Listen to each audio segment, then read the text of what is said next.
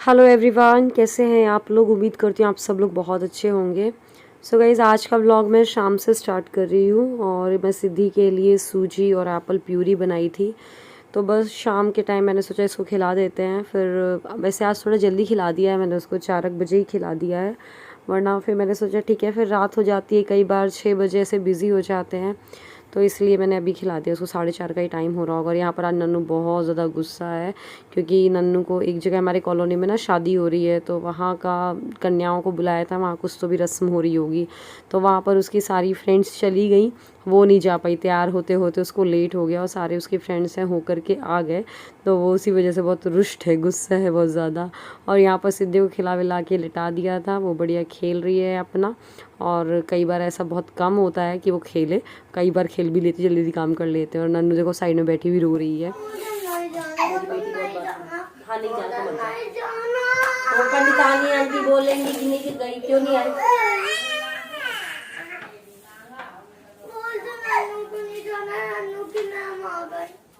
तो नन्नू यही बोल रही थी कि मैं बोल रही थी अब चले जाओ, वो आपको बुलाई हैं। तो कुछ नहीं होता, आपके फ्रेंड्स आ गए हैं तो, बट बोल रही थी मुझे नहीं जाना, बोल दो नन्नू की फ्रेंड मैम आ गई, नन्नू को नहीं जाना है। बट फिर बाद में दादी उसको लेकर गई थी और वहाँ गेहूँ वेहूँ मिलते हैं वो लेकर के आई थी। और बस मैं झाड़ू लगा करके फ्री हुई थी और यहाँ हमारी सिद्धि लाल जी रो रहे हैं और वो घुटने से बल उठने की कोशिश करते कि मुझे उठा लो, ले लो। फेस देख देख के रोएगी वो कि अब ले लो बिल्कुल। और बस जैसे ही गोदी में लिया तो बिल्कुल चुप, मतलब फिर नहीं रोना आ रहा ना कुछ आ रहा है।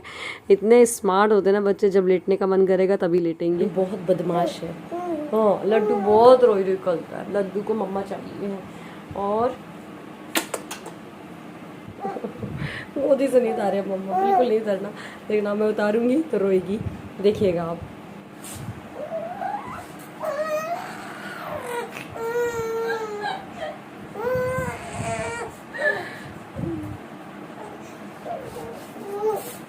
बच्चे बोल बस नहीं पाते, बाकी सब कुछ बता देते हैं मेरे। फिर सिद्धि को मैं थोड़ा देर गोदी में लेकर के उसको थोड़ा सा पैम्पर किया, फिर उसके बाद दादी के पास उसको छोड़ दिया। दादी बाहर बैठी हुई है और नन्नू अभी भी रूठी हुई थी वहाँ से आने के बावजूद भी, और मुझे पता था वो थोड़ा सा खाली पेट भी है, कुछ तो गुस्सा ज़्यादा भड़कता है जब हम खाली पेट होते हैं, तो सेम बच्चों के साथ भी यही होता है।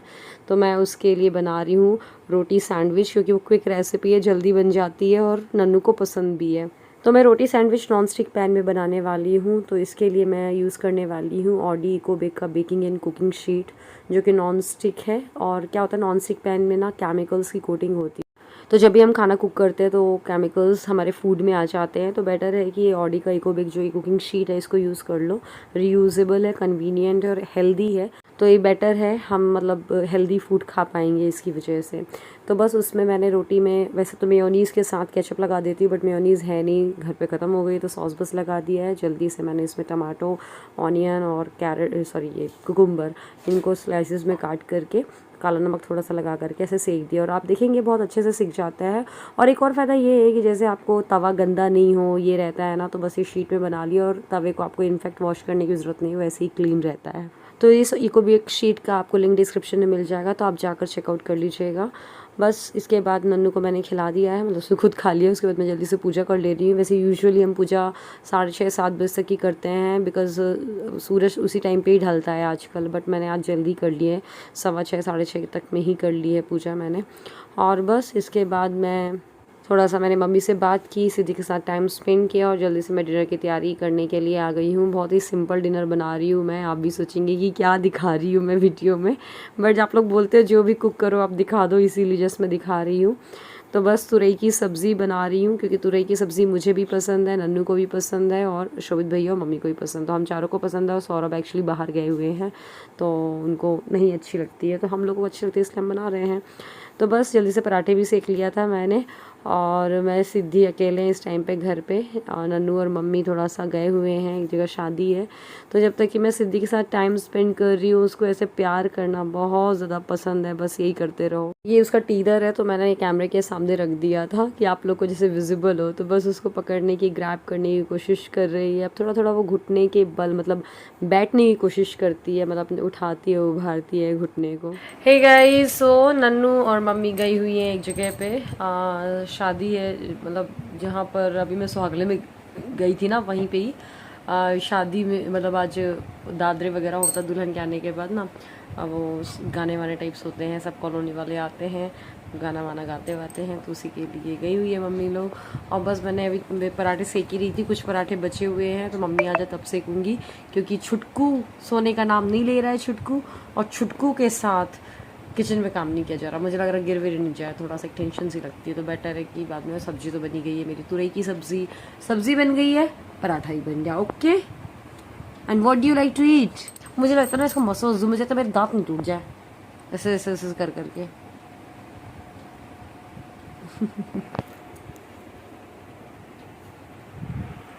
चलो फिर मिलती हूँ मैं आपसे थोड़ा रुक करके। और आज मैं सोच रही हूँ नन्नू की कबर्ड वगैरह जमा लूँ, ड्रॉर में बहुत एक्स्ट्रा बुक्स रखी हुई है, तो उनको मैं जो एक्स्ट्रा हैं, लाइक जो भर गई है कॉपी या कुछ एक्स्ट्रा उसने भर रखा है, कलर बुक्स हैं जो भर चुकी हैं, तो सबको ऊपर खसका देना है। और बस फिर चलिए मिलती हूँ मैं आपसे। ये देखिए सिद्धि ना अपने टीदर को पकड़ने की कोशिश कर रही है, तो बेचारी वो उठने की कोशिश कर रही है। देखो ये घुटने उठाने की कोशिश कर रही है, बट अभी उठ नहीं पा रहा है। धीरे धीरे बच्चा कैसे सीख जाता है, भगवान जी भी कैसे सिखा करके भेजते हैं ना। खैर इसके बाद मैंने नन्नू को होमवर्क कराया, और नन्नू होमवर्क ढंग से कर नहीं रही थी, तो मैंने बोला मैम को मैं वीडियो बनाकर भेज रही हूँ। मैडम ये पढ़ नहीं रही है, नाटक कर रही है, देखिए आप, ये 9 बनाया। सो फाइनली अब मैं रूम पे आ गई हूँ, फेसेस वॉश करके। छुटकू लाल जी ये सो रहे हैं, फ़ोन साइड कर दूँ उसके पास से, और नन्नू अभी दादी के पास है। फिर सौरभ एक्चुअली थोड़ा बाहर गए हुए हैं, कल आ जाएंगे। नन्नू जब सो जाएगी फिर शोभित भैया यहाँ पर उसको छोड़ जाएंगे, या वहाँ भी सो जाएगी, ऐसा कोई इशू नहीं है। तो बस नन्नू का होमवर्क मैं करा करके फ्री हुई थोड़ा देर पहले। आज वो दादी के साथ वहाँ चली गई थी। आप समझ लो पूरे दिन भर के जितने भी काम होते हैं ना, उन सब में सबसे डिफ़िकल्ट काम मुझे लगता है नन्नू को होमवर्क कराना। समझ लो जैसे अपन बैठते हैं, अच्छे से बैठते हैं बढ़िया फ्रेश होके पूरी एनर्जी के साथ, लेकिन वो होमवर्क कराने वाला टाइम इतना फ्रस्ट्रेटिंग सा, इतना फ्रस्ट्रेट हो जाती हूँ मैं कि बाद में समझ लो जो चंद्रमुखी की जैसी हालत हो जाती है। पहले अपन अच्छे से फ्रेश होकर एनर्जी के साथ बैठ रहे हैं, बाद में बिल्कुल तहस महस हो जाते हैं कि अपन को खुद को रेस्ट के लिए अब चाहिए होते हैं, भैया अब 10 मिनट तो चाहिए रेस्ट के लिए। सच में तो क्या वन सिटिंग में करते नहीं है बच्चे काम होमवर्क, कोविड की वजह से, और जो थी थोड़ी मोड़ी आदत बन जाती वो भी नहीं बन पाई। और अपन पूरे दिन भर में से काम से थोड़ा सा टाइम निकालते हैं, लगता है इस डेडिकेटेड टाइम दे रहे हैं बच्चे को, उस टाइम पे होमवर्क कर ले बच्चा। बट अगर उसमें भी नहीं करता ना तो फिर इरिटेशन होती है। मुझे तो ऐसा लगता है यार अभी वीडियो भी एडिट करनी है, अरे यार अभी किचन का ये काम करना है, अभी नन्नू का छुटकी का ये काम करना है, ये सब चलता रहता है। और लगता है होमवर्क अपन ने जिस टाइम स्लॉट में रखा 2 घंटे 2.5 घंटे का, उसमें कर ले, पर वही है हमेशा अपनी नहीं चलती, जैसे बच्चे का मूड होता है वो वैसा करता है। बहुत फ्रस्ट्रेशन हो जाता है पूरे दिन भर का। सबसे डिफ़िकल्ट काम मुझे सच में यही लगता है। आप बताइएगा आपके बच्चों का क्या हाल है, बट मुझे लगता है इस उम्र के सारे बच्चे सेम से ही होते होंगे। थोड़ा होमवर्क कर लेना तो थोड़ा सा ये है कि चलो यार एक्स्ट्रा तो कुछ पढ़ा ही नहीं पाते हैं, होमवर्क ही कर ले बहुत बड़ी बात है, ये हो जाता है। क्या चलिए अब मैं सोऊंगी और मिलती हूँ कल आपसे। गाइस जो अभी तक आपने व्लॉग देखा है वो परसों का व्लॉग है। उसके बाद मैंने सोचा था परसों का व्लॉग ख़त्म करके कल मैं कंटिन्यू करूँगी, पर कल पता नहीं मुझे पूरे दिन अजीब लग रहा था, तो मैंने कल व्लॉग बिल्कुल भी शूट नहीं किया था, ज़रती भर भी शूट नहीं किया था कल।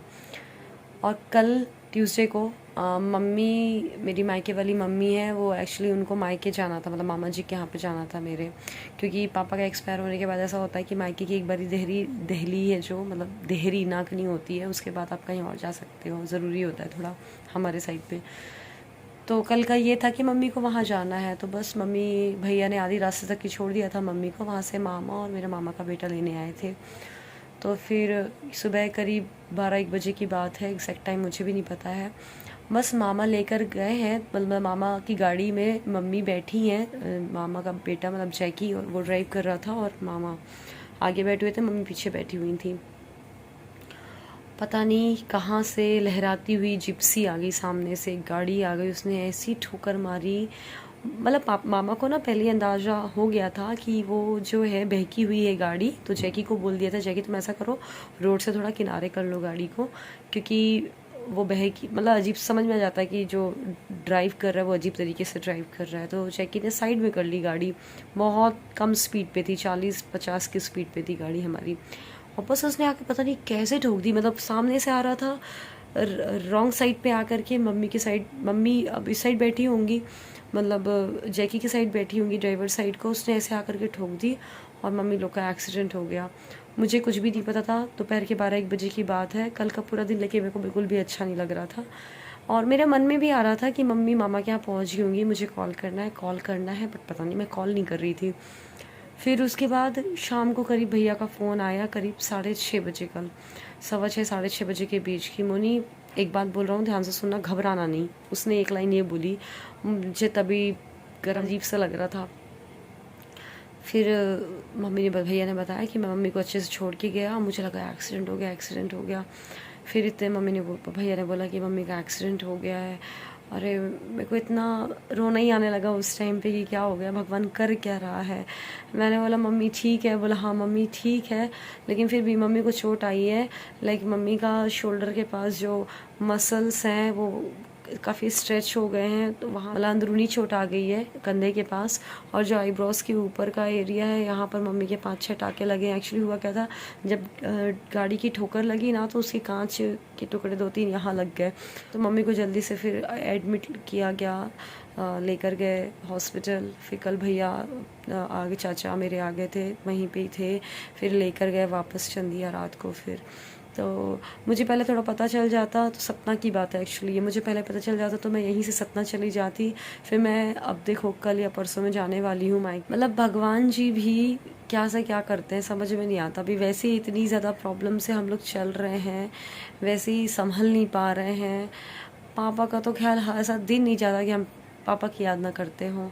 मैं कितना भी व्लॉग हंस के बनाती हूँ, कितना भी खुश होती हूँ, लेकिन बैक माइंड में चलता रहता है पापा नहीं है, पापा नहीं रह गए। पापा से मैं ऐसी बातें करती थी, मेरे लिए तो ठीक, मम्मी के लिए कितना ज़्यादा ये फील होता होगा, भैया के लिए और ज़्यादा फील होता होगा। अब इतना कुछ होने के बावजूद भी मतलब कुछ ना कुछ लगा है लाइफ में।